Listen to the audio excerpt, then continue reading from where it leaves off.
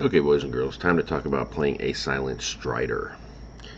First thing you need to realize about Silent Striders is you have to understand the definition of the word Anruth. A-N-R-U-T-H. What that basically means is it's a reference to a guru that is without a sept. The Silent Striders were driven from their homeland of Egypt by vampires, leeches, the followers of Set. And they only really control one major sept now, which is the Wheel of Ptah. They don't really have homes for the most part, especially the older ones. They're wanderers, they're messengers. They travel from sept to sept a lot. That's what you tend to see. Now, some of the younger ones are starting to break that tradition, which has led to a little bit of a division amongst the tribe, because younger ones are starting to join packs and set down like permanent roots. Now, if you are playing one of the Wanderers, which the majority of them should be playing, although it's harder to do so in a mixed tribal Werewolf the LARP or Werewolf the Apocalypse LARP type genre, you should be looking at some things with your characters. And I'll get to that, but let's cover what it means. Okay, first off, you gotta understand Owl. Owl is a totem of wisdom. Owl sees everything. Owl has always been known as a harbinger of death. Like if you hear the hoot of an owl, it means somebody's going to die. Now, the Striders are kind of bound by the fact that, number one, they don't have ancestors. No Strider has ever seen a Silent Strider ancestor. Now, according to canon genre, it's believed that they might be herding the dead into the Shadowlands. Some of the canon novels actually explain that, because there was one Silent Strider that actually witnessed it before his death, and that was Mefti. I believe Mefti runs faster. Mefti was his first name. Leave it at that. No other one has ever seen it. No one ever, and that was actually a story about the apocalypse, so that was supposed to be the end of things anyway. Okay. So there's no, they don't have ancestors to guide them. So they're the quintessential messengers. Their gifts are based around movement mostly. They've got a lot of stuff that bases around movement. Now, their camps lead to a lot of their philosophy. The oldest camp is the Seekers. The Seekers are the harbingers, or not the harbingers. They're they're kind of like Octana in a way. They actually go out and they try to find lost lore, lost items, you name it. They're all about discovering and bringing that into the fold, so to speak. The second oldest camp is called the Harbingers. They used to be part of the Seekers, but they become something else, because where the Seekers look for the past, they look for stuff out of the past and the present, the Harbingers are looking for lore and such of the future. They're the ones who will bring word of impending doom to a sept, and so on. Then you've got the Dispossessed. The Dispossessed are the ones who, they can't handle the fact that they lost their homeland, of Egypt, which they called Khem, K-H-E-M. They're looking for a new homeland. You get the Wayfarers. Wayfarers are kind of mercenaries. A lot of people are kind of disgusted by them. And you get the Swords of Night. The Swords of Night are basically the martial group that basically, they focus on killing vampires. That's what they do. The Silent Striders also have some secret societies. They kind of mirrored Egyptian culture. The two that everybody know about are the Eaters of the Dead. They believe that by eating the brains of their enemies, they can gain power, and this tends to lead to madness and such, and usually leads down a path of corruption and evil. I mean, hell, you eat the brains. You're a zombie waiting to happen. And then there's the Bitter Hex. The Bitter Hex are kind of like the Silent Striders version of the Judges of Doom from the Shadow Lords. They kill, maim, and murder to meet their ends. But the thing that makes them the Bitter Hex is the fact that they have this ability to curse. I believe the tribe book described it once as painful and poetic when they come around. And they said something like, layers are struck dumb, big thugs find themselves weak as cubs, killers are haunted by ghosts of their victims, and so on. I don't remember if there's any other references, but those are the ones I remember. And that makes them almost scarier than Judges of Doom, because the judges, their biggest threat is they're going to kill you. They're going to end you. Bitter Hex doesn't always end you. It torments you first. I personally don't think the Eaters of the Dead or the Bitter Hex are very good for PC play, but you never can tell. It all depends on the size of your troop. I mean, I run about 30 to 40 people, but that means I usually only have between 1 and 3 or 4 at the most Silent Striders, so it doesn't work too well to, even look at the two secret societies in that regard. You really need more Striders coming together. So when you're making a Silent Strider, if you look at some of these things, you got to look at what's going to benefit your character. Traits and tempers, that's all given. That's usually based on auspices and so on.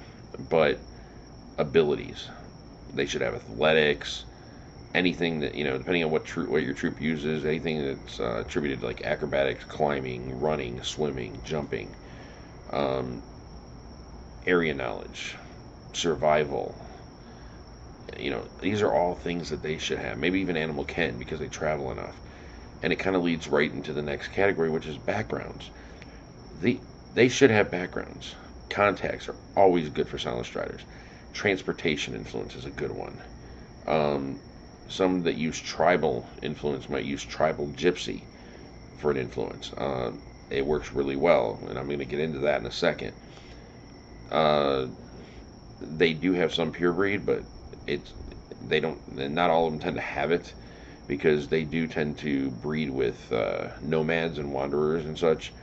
That's what they bring into their fold, because that's what they do.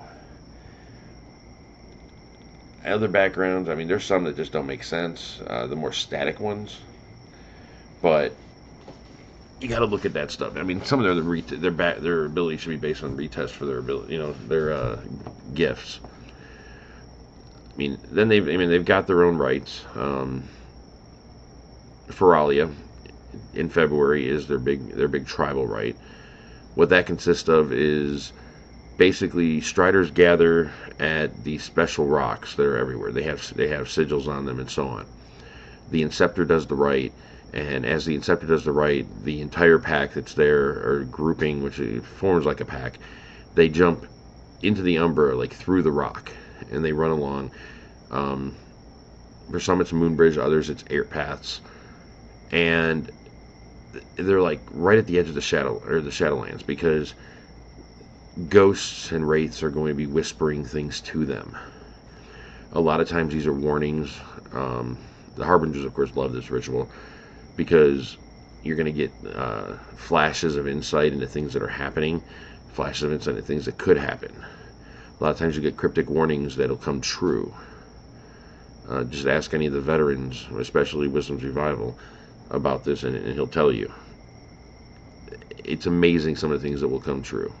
Almost like a self-fulfilling prophecy for the game. Not my fault. The players make it happen. So, and then the big thing about Feralia is you'll exit at a different stone. Onlookers will say they'll see one pack jump in, and then, I mean, it's almost like they transform at the top of the rock, and then this other pack will land on the ground. So one jumps in the air, the other lands. It's that quick. To them, it seems like they're running for a lot longer, but poof, and you're there. Okay. Gives them insight how to do that.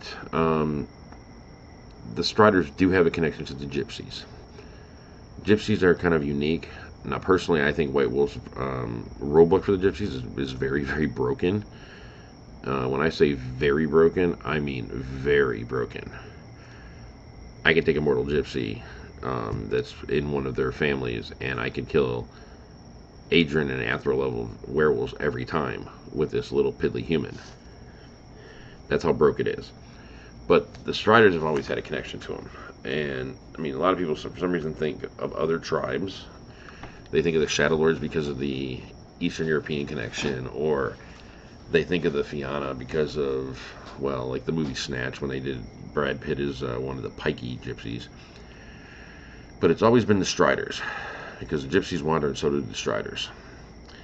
This also leads the Striders to meeting up with other camps. There's a camp amongst the Fianna that they're called the Rovers, the Wandering Rovers. They'll have connections to them, and so on.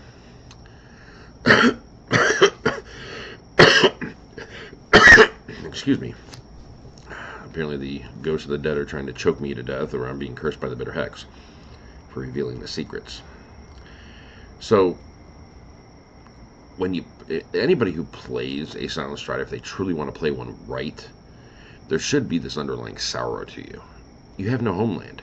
It's not normal. You might be Anruth. You have no sept. That goes against the wolf parts of you, the Guru parts of you. It should wear on you. You usually don't have a pack. That goes against the wolf nature. It should wear on you. So most Silent Striders have they're very sorrowful.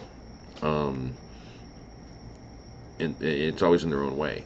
And they take a lot of abuse because of it, because an Anruth isn't normal, and most other tribes will treat them badly. That's the rule in Guru. That which you don't understand, you kill. That which acts beyond the normal of the pale, like the tradition, you ostracize, or you pick on, or you attack in some way. That's just the way it is. So Striders can have a very rough life, especially in a mixed Guru type sept. So, outside of that, you got to keep a couple other factors in mind. Number one, their Krynos form tends to be, it doesn't look like a normal Krynos, doesn't really look like a Wolfman. Anybody who's seen the Scorpion King, the armies of Anubis, they look like Silent Striders. Silent Striders look like giant jackal men, because their heads are very jackal-like, and so on. The other thing to remember is Striders are slightly different from the others. They tend to have 3 names. They'll have the name they're born with. They'll have a standard deed name half the time. And then they have it's kind of like a Silent Strider honorific deed name.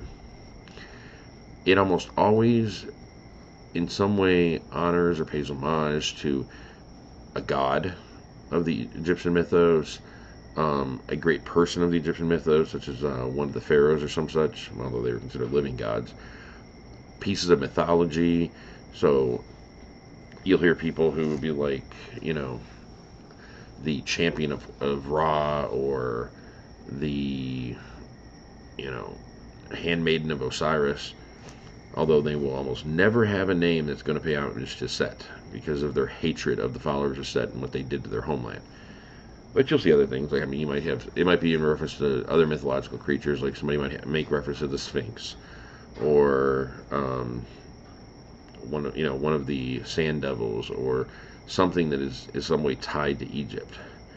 Crocodile could be mentioned. You just never know. And it's decided by the Strider usually, because they pay homage to something. We had the Adept of Ka was part of. That was the name of one of the highest ranking Silent Striders when we were in an organization. Of course, most people refer to him as the Inept of Ka. I think that was actually more appropriate, because I think I'm the one who tagged that name on him, and kind of stuck. I'm kind of proud of that. But then again, the guy was a douchebag, and shit happens. So I think I've covered most of that. Playing a Silent Strider, it's all about your decisions. A Silent Strider or rune can be one of the scariest things in the world, because martial skill and power combined with speed is scary shit. Silent Strider Ragabash is kind of the same way. Theurges, they tend to be eccentric. Yes, they go after owl and such, but they tend to be dabblers, with the dead and such, and it kind of creeps people out at times. Silent Strider Philodox, they're rarer. It's hard to really gauge how they're going to be played, because they're so rare. And Silent Strider Galliards, they tend to be like roving bards. They will listen to your stories, and then they'll spread those stories to their septs. They're one of the greatest conveyors of renown to the nation as a whole. If a truly glorious story is told about you at a moot, and there is a Silent Strider there is a good chance that it's going to reach other septs with fair quickness. Most people seem to think that the spirits spread that. No, the spirits might actually go out and acknowledge that, this character over here has this much glory, this much honor, and this much wisdom, and it's all legitimate. But they're not going to tell the stories. It usually comes down to the Galliards tell the stories, and a Silent Strider Galliard is a very powerful thing indeed in that regard. So, I think that covers most of the bases when you get to Silent Striders. Not much else you need to cover. I mean, there are some key fetishes they have, and so on. I mean, the other thing I can mention is because of the org we were part of, the Silent Striders were the instigators of an attempted change to the litany at one point. They wanted to add a section in there that says, we will fight the Weaver wherever it breeds and wherever it dwells. It failed miserably. A good part of that was because of the fact that the inept, of Ka. It was Ka the inept of Anubis. Whatever. He was worthless. And because he was the champion of it, a lot of people went against it. I mean, hell, I was the leader of the Octane at the time. I hated Weaver Tech, and I voted against it because I saw the negatives in it, and also because he was a douchebag, and I wasn't going to be seen as siding with him. So that tag is still there, and people will still bring it up. So it's something to keep in mind. Also, keep in mind the natural rivalry between the Silent Striders and the Bone Gnars. A lot of people don't understand what this is, but what it comes down to is owls eat rats, and rat doesn't like that. Rat's a war totem. It doesn't like the fact that some goofy ass wisdom totem is messing with it. So, yeah, sometimes you'll see some conflict there. In my troop, you see it a lot. The main NPC that I use, which is the Gatekeeper, is an old Bone Gnar Theurge, and he constantly razzes and makes trouble for the top Silent Strider Theurge in the area. It amuses me. I mean, I like Silent Striders. It's also a perfect type of character to play for a storyteller because you're a messenger, you're a wanderer. There's a reason why you might not be around. So if you come into a game session, you're doing nothing but running stories and scenes that game, you're going to get no playtime. Silent Striders are perfect because there's reasons why they're gone, and most people won't fault you because normally you're playing Anruth. You have no connection to the Sept that keeps you in place. You may be an ally of the Sept, but you're not beholden to it. You're not a protector of the cairn. I mean, more so than any other guru, but you're not the warder is not going to say, you can't leave. I'm a fucking Silent Strider. I'm going where I want to go. I'm going where I'm needed. I'm going where the messages need to be taken. I'm going to see what I need to see so that I can relay this to the nation as a whole. So that about covers that. Yeah, that's it. And assuming I'm not exhausted tomorrow, Silverfang is next on my board. We're getting down there because Silverfang I've only got Octane and Wendigo, and then I'm going to decide where I'm going to go from there. If I'm going to start talking about some changing breeds or kinfolk or what. But that's my agenda right now. Take it easy, guys.